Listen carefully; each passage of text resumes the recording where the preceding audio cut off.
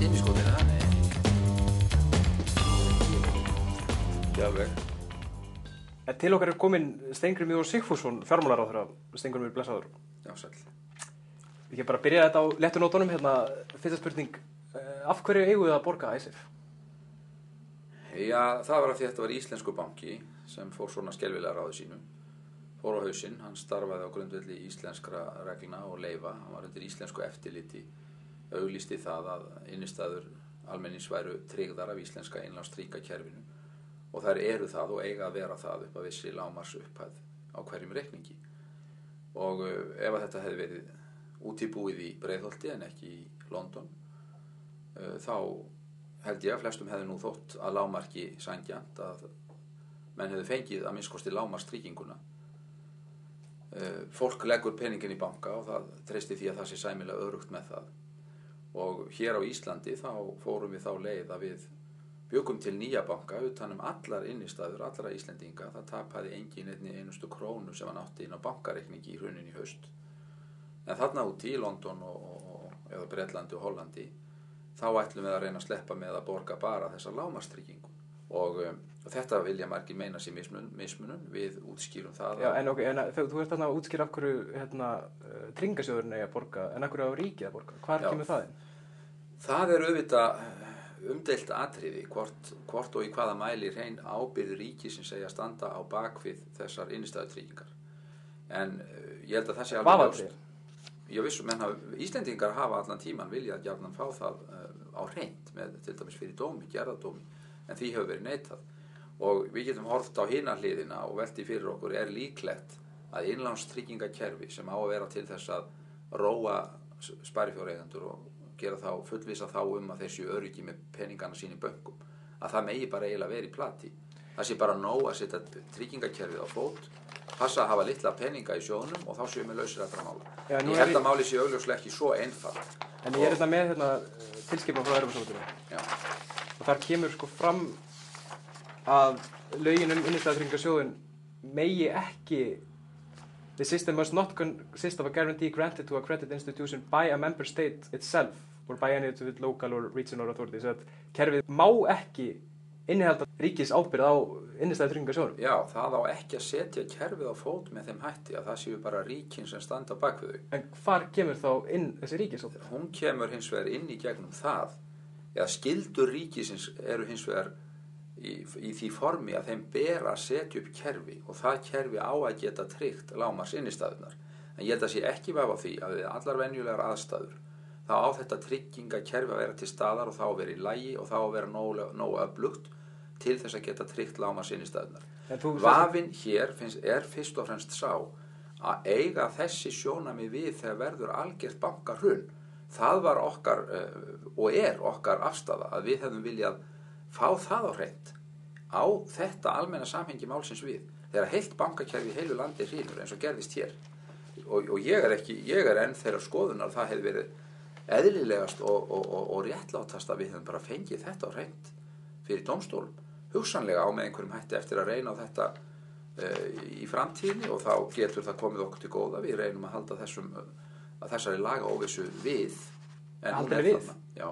Þú vilt þess að fyrst samþykkja og síðan fara að segja þessi vafatriði, en Eru góði maður, ég átta mig ekki alveg á því hvert þetta leiðir okkur sko. Eigum að fara betur yfir málið, viltu það? Eða? Sjáðu, ég er bara að reyna að rekja málið og hvernig það hefur lagst og út úr hvaða stöðu við höfum verið að reyna að vinna í því. Það stóð til að klára þetta mál í haust, þannig að íslenska ríki tæki bara eitt risalán til stutts tíma á fullum vöxtum frá fyrsta degi, 6,7% vöxtum í 10 ár með aðeins 3 ára afborgunarleysi. Hvað gerði Svavar Gestsson hæfan til þess að leiða samninganefndina? Hann er mjög reyndur sendiherra. Hann hefur víðtæk sambönd og þekkir vel til. Hann hefur reynslu líka sem stjórnmálamaður og í stjórnsýslu. Hann er vanur samningamaður og hann er maður sem ég treysti. Hvaða samningaverðir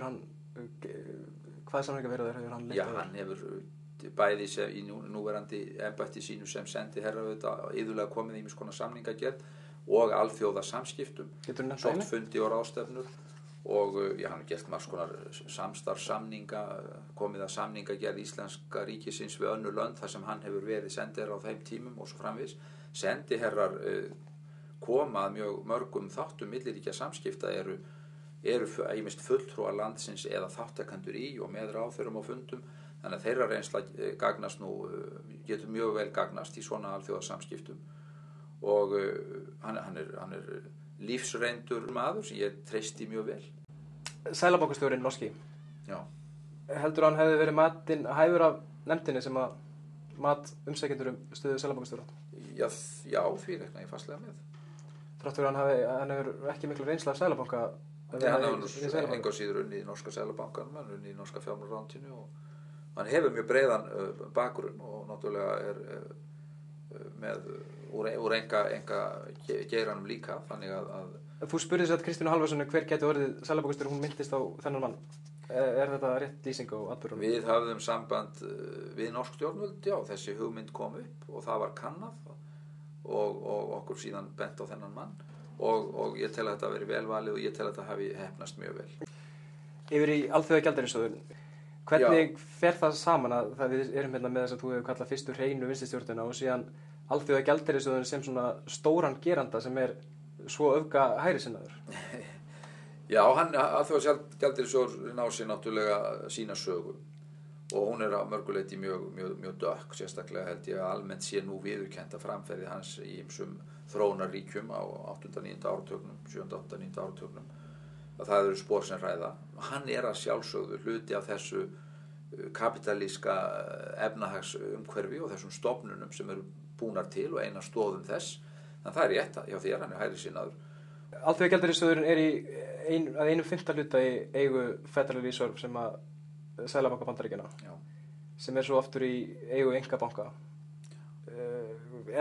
Finnst þér það vera verjandi að í raun og veru þá eru það stórir alþjóðlegir bankar sem eru að vasasetta í efnahagslífi Íslendinga? Já, svona er nú bara heimurinn, svona er veruleikinn og við erum komin inn í þetta samstarf við Alþjóðagjaldeyrissjóðinn. Ég hefði viljað allt til þess vinna í haust að lenda ekki þangað. Ég talaði fyrir öðrum leiðum. Akkur ferðu þá ekki þessar leiðir í dag þegar þú hefur tekið vegna þess að hægara sagt en gert ungi maður að hoppa bara út úr því sem við erum úr þeirri stöðu sem við erum í dag. Það er eitthvað sem heitir